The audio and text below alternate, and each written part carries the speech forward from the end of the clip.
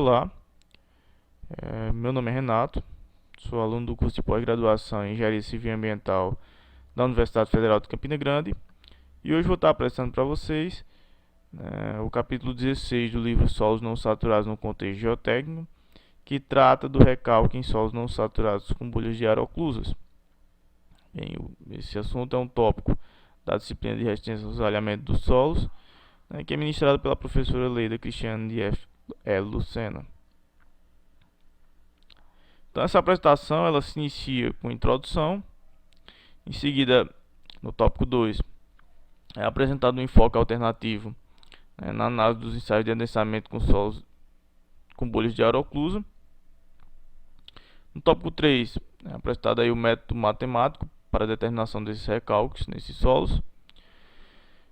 No tópico 4 são apresentados aí alguns exemplos de aplicação, de forma a elucidar a teoria apresentada. E por fim, traz-se uma conclusão a respeito do tema. Bem, quando a gente fala de deformação em solos não saturados, um fator de grande importância, que deve ser sempre considerado, é a condição do ar nos vazios. Então, quando o ar se encontra na forma contínua, na forma de canalículos intercomunicados, e a água, por sua vez, se encontra na forma descontínua, a permeabilidade do ar é o fator preponderante para o controle do fluxo nos vazios. E dessa forma, as deformações elas se processam por expulsão desse ar. Então, os recalques acabam por ocorrer de forma imediata e são de pequena magnitude. Então, acaba por não ser um fator preponderante na análise desses solos. Já quando se fala de solos com ar na forma oclusa, então esse ar ele vai estar se encontrando na condição de bolhas, envoltas por água e grãos de solo. Então nesse caso, é possível ocorrer o fluxo de água nos vazios. Então a permeabilidade da água é que controla esse fluxo. Então, assim, quando se trata de solos finos, verifica-se a ocorrência do mecanismo clássico de adensamento. Assim, em 1975, Brechler ele propôs um modelo para tratar desses solos. Então, ele considera aí que solos são compostos por uma matriz saturada. Essa matriz saturada é formada por grãos de solo e os vazios são completamente cheios de água. Então, essa composição ele chama de pacotes saturados, e o ar ele se encontra na forma de bolhas oclusas. Então, envoltas aí por esses pacotes saturados. Então, daí Brechler ele propõe também um parâmetro determinado índice de vazios de pacotes saturados, ou PVR, que nada mais é do que a razão entre o volume de água nos vazios e o volume de solos da amostra. Já o Wheeler ele traz em 1986 um parâmetro análogo, basicamente muda o nome, e chama de índice de vazios da matriz saturada, o que é a nomenclatura mais convencionalmente usada. Então, esse índice ele pode ser determinado aí também em função do grau de saturação e do índice de vazios total da amostra. Por sua vez, também é possível determinar o índice de vazios da fase gasosa, como sendo a razão do volume de gás da amostra e do volume de sólidos, que também pode ser determinado em função do grau de saturação e do índice de vazios total. Assim, partindo desses conceitos, é possível tratar o solo em termos de deformações por dois mecanismos. A matriz saturada ela pode ser tratada como um solo saturado. Então é possível usar a teoria do adensamento de Tesague. Nesse caso, todos os parâmetros clássicos aí, eles podem ser determinados basicamente em função desse índice de vazios da matriz saturada. Já com relação à porção gasosa, é possível aplicar aí as equações tradicionais de compressibilidade, né, como a lei de Boyle. Então, daí se pode determinar também, né, a compressão resultante da camada gasosa. Bem, quando falamos de métodos, né, para a estimativa desses recálculos nos solos não saturados, né, existem basicamente três vertentes. É possível aplicar a teoria de Tesague, né, a teoria do adensamento unidimensional, porém, né, quando se trata aí de solos com um volume considerável de ar nos vazios, né, essa parcela acaba sendo significativa em termos de compressibilidade e a teoria de Tesague acaba por desconsiderá-la. Então isso aí conduz muitas vezes a erros, né, consideráveis na determinação dos recálculos. Já quando se trata dos métodos numéricos, né, eles são métodos bastante precisos, porém eles exigem muitas vezes parâmetros de difícil determinação. Então isso acaba dificultando a aplicação desses métodos no cotidiano.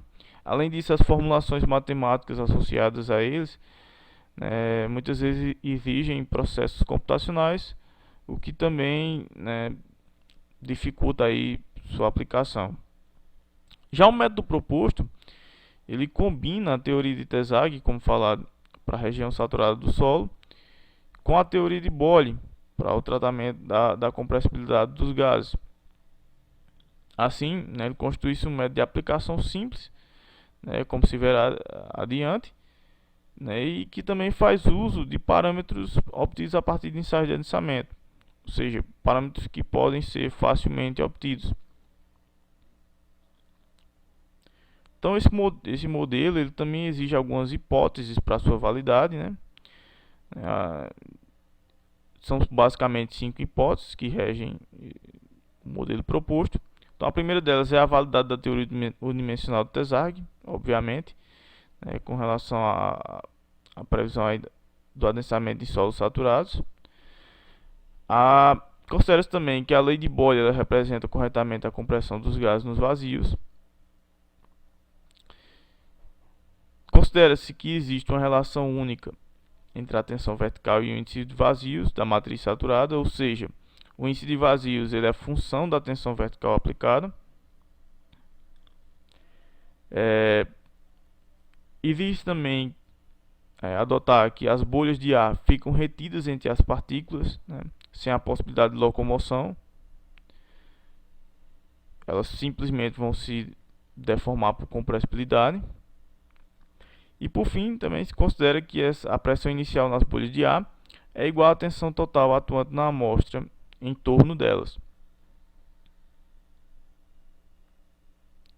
Bem, a formulação matemática, né, como era de se esperar, ela traz o recálculo total da camada ou da amostra como uma função de duas parcelas, né, onde temos o recálculo da porção gasosa e o recálculo, né, da matriz saturada do solo. Então esses recálculos, né, eles podem ser determinados, né, em função do índice de vazios, né, inicial, da altura inicial da camada da amostra e da variação que esses índices sofrem ao longo do processo de carregamento.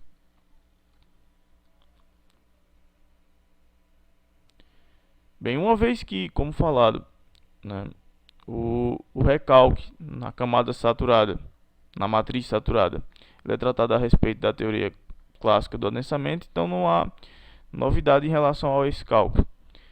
No entanto, né, existe aqui agora novidade em relação ao cálculo do recalque da porção gasosa. Então, para isso, nós aplicamos a lei de Boyle, né, que nos diz que em condições isotérmicas há uma proporcionalidade entre o volume de uma massa de gás e a sua pressão absoluta, né, a pressão absoluta que atua nele, né, de forma que essas grandezas são inversamente proporcionais. Assim, né, é possível determinar que a variação da altura da porção gasosa, ou seja, o recalque, né, da porção gasosa do solo, ele é determinado em função das pressões atuantes, no início e do fim do carregamento. Com base nisso, é possível determinar um parâmetro, o parâmetro BG, que traz a relação entre os acréscimos de pressão no gás, né, com os acréscimos de tensão vertical aplicada na amostra ou na camada de solo.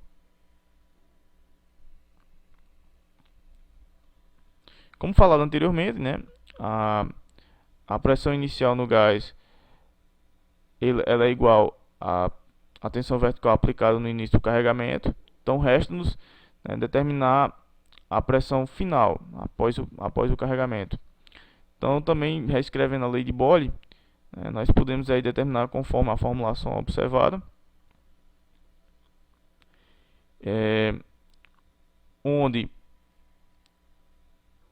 onde essa pressão ela é função da pressão inicial e das alturas inicial e final da camada.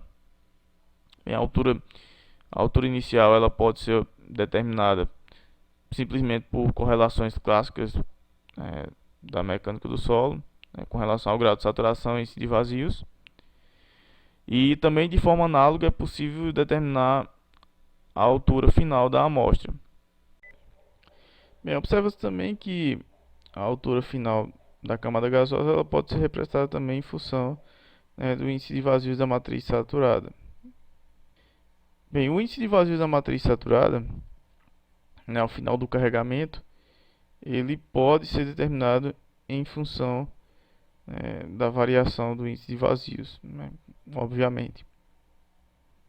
Essa variação, como já sabemos, ela é função do índice de compressão dessa matriz saturada e da relação entre as tensões no início e ao final do carregamento. Assim, nós temos essa formulação ampliada para o cálculo da altura final da camada gasosa. E, combinando as equações, é possível determinar o recalque da camada gasosa como função da pressão inicial do gás, e do nosso parâmetro BG, juntamente com os acréscimos de tensão.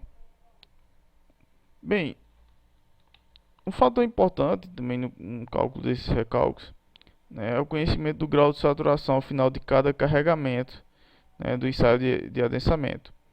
Então, como se sabe, nos ensaios de adensamento convencional, só é possível determinar o grau de saturação no momento inicial, onde se mede a umidade da amostra, e ao final do ensaio.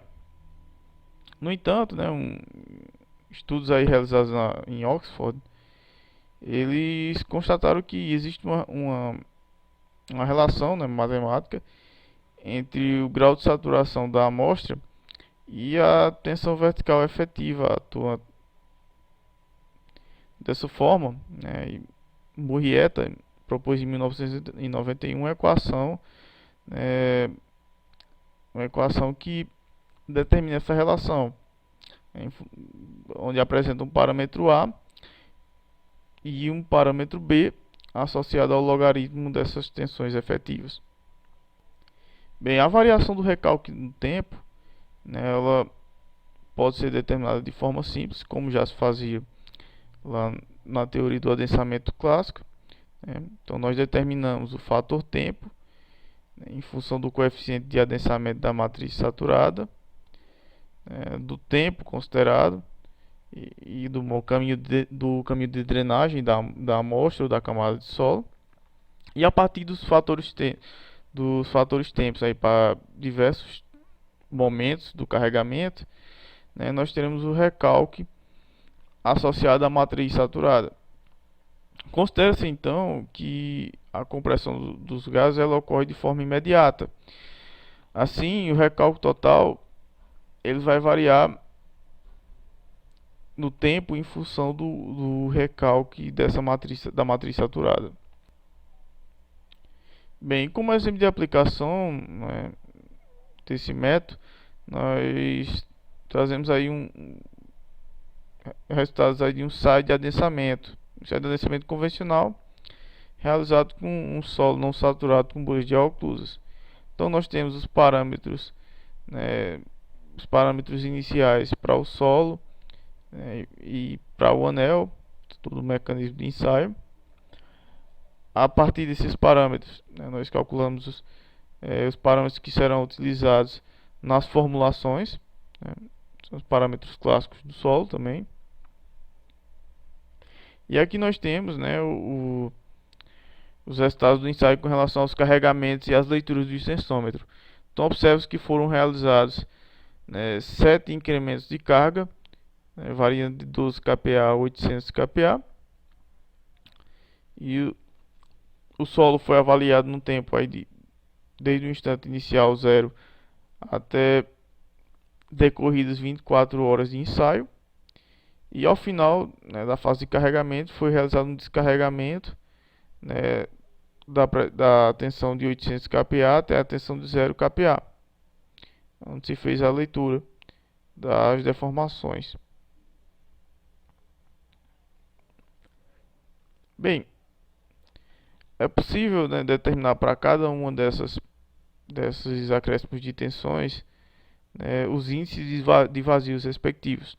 Tanto o índice de vazios total da amostra, como o índice de vazios da matriz saturada. Então, para isso, né, é importante a gente destacar que nós aplicamos aquela formulação para determinar o grau de saturação da amostra, né, uma vez que o índice de vazios da matriz saturada ele é função do índice de vazios total da amostra e do grau de saturação.